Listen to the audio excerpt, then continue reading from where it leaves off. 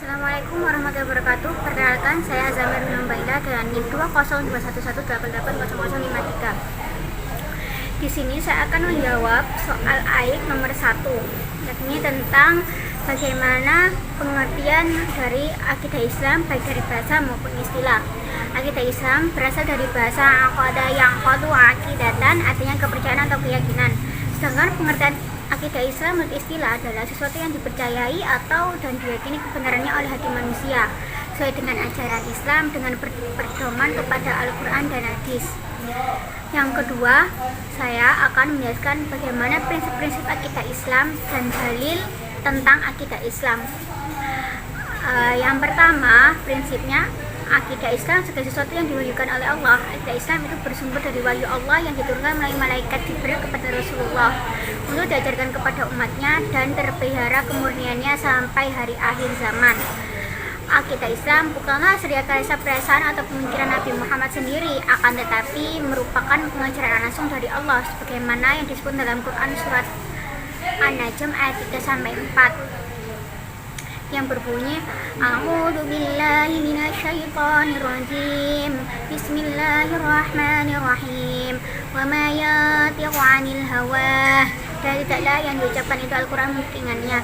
Inna huwa illa wahya yuhya. Ucapan itu tidak ada lain hanyalah wahyu yang diwahyukan kepadanya. Shadaqallahul azim.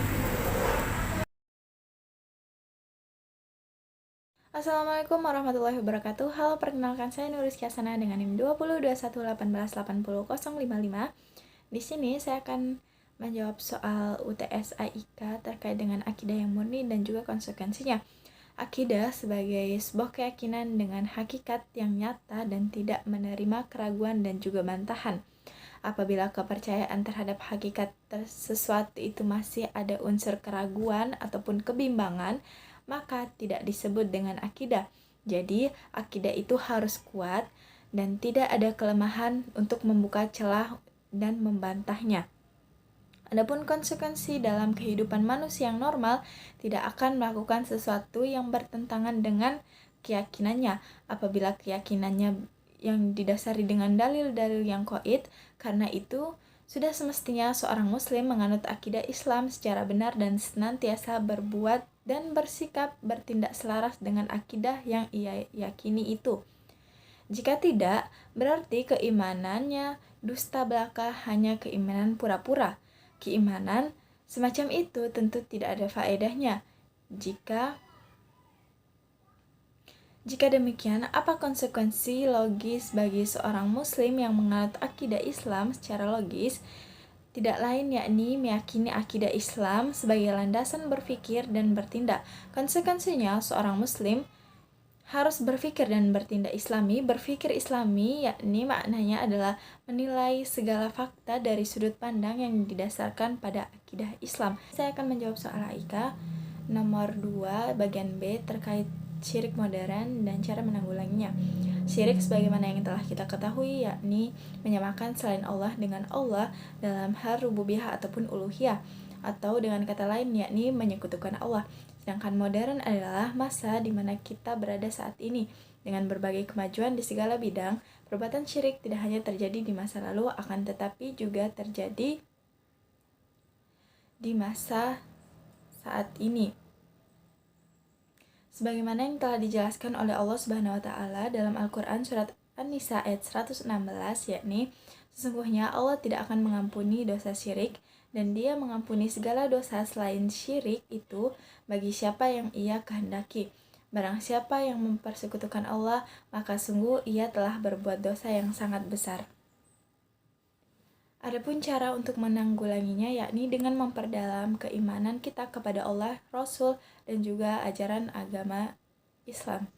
Rasulullah Shallallahu Alaihi Wasallam bersabda yang artinya barang siapa yang Allah mengkehendaki padanya kebaikan, maka Allah akan menanamkannya di dalam perkara agama. Hadis riwayat Bukhari dan Muslim. Yang kedua yakni terbiasa dengan bekerja keras dan terus berdoa dalam setiap pekerjaan yang ia lakukan dan mengharapkan hasil yang terbaik itu hanya dari Allah.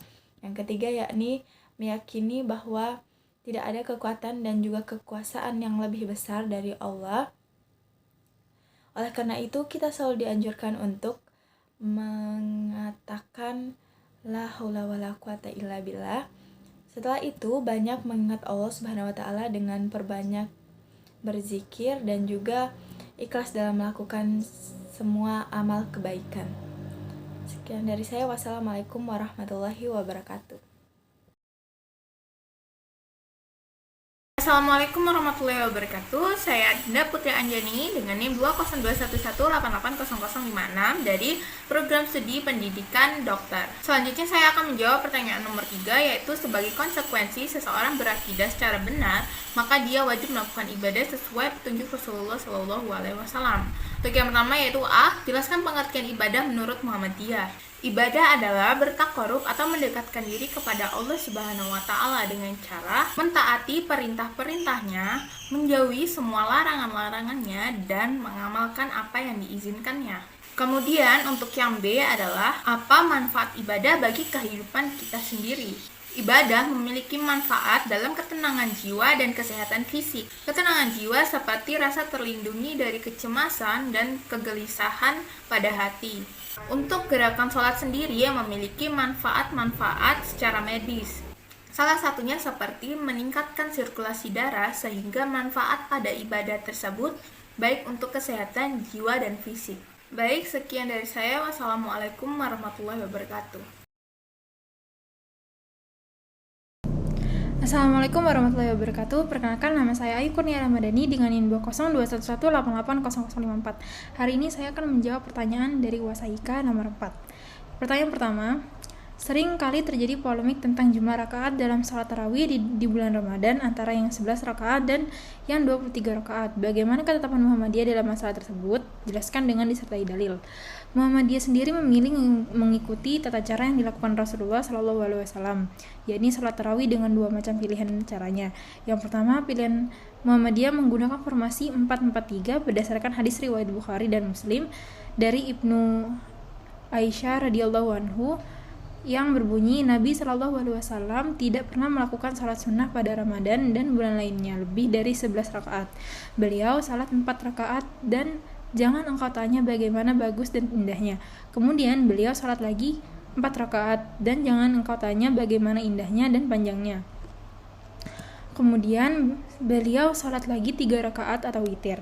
Sedangkan pilihan kedua, Muhammadiyah menurut Agus memakai formasi 2-2-2-2-2 ditambah 1 witir berdasarkan hadis riwayat Muslim dari sahabat Ibnu Abbas yang berbunyi, aku berdiri di samping Rasulullah, kemudian Rasulullah meletakkan tangan kanannya di kepalaku dan dipegangnya telinga kananku dan ditelitinya, lalu Rasulullah salat 2 rakaat, kemudian 2 rakaat lagi, lalu 2 rakaat lagi, dan kemudian 2 rakaat, selanjutnya Rasulullah salat witir.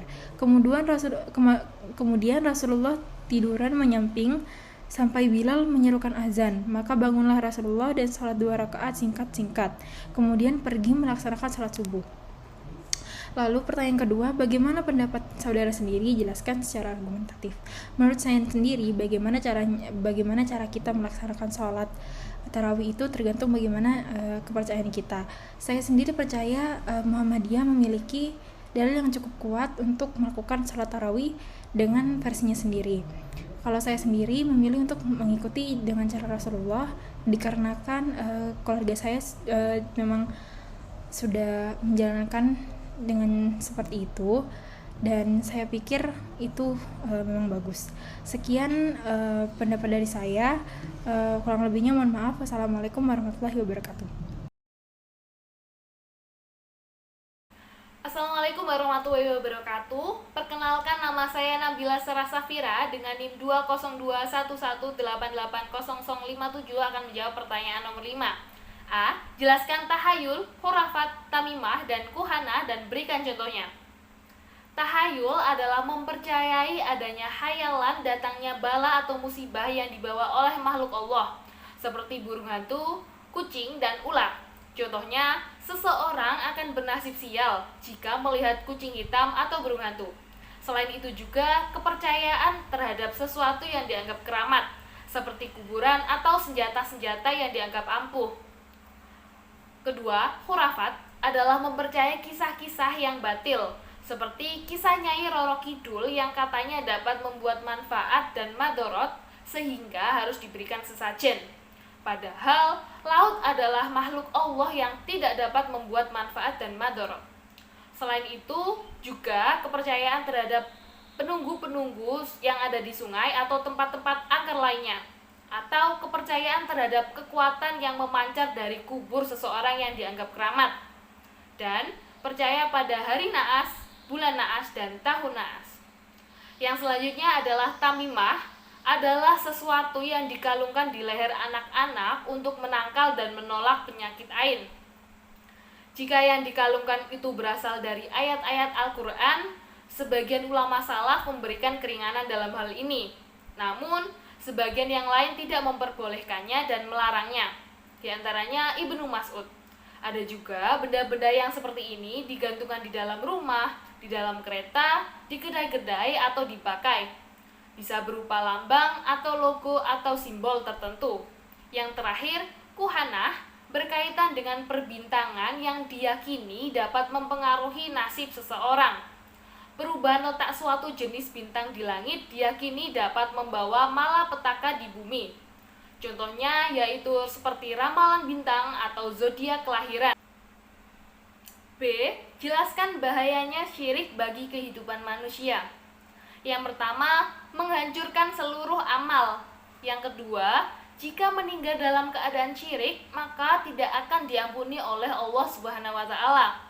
Ketiga, pelakunya diharamkan masuk ke surga. Keempat, kekal dalam neraka. Kelima, perkara pertama yang diharamkan oleh Allah Subhanahu wa Ta'ala.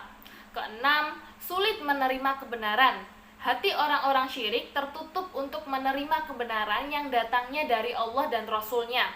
Menurut Ibnu Jarir, ketertutupan hati orang syirik itu lantaran dari sifat kesombongan dan penentangannya terhadap kebenaran yang disampaikan kepadanya.